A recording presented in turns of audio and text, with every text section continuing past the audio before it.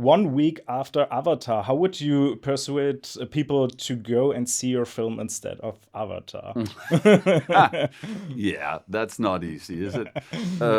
Well, I mean, I think Avatar. I haven't seen it, but I heard it's great, and obviously that's going to dominate the whole. But I think that if talking about diversity, I think there's room for other films, and I think there are obviously some people a lot of people like Blue Men, but there must be somebody out there who also prefers something else. So I hope and think there's room for, because I know there's also other films coming out. So, but it is such a huge that film is, yeah. I don't know.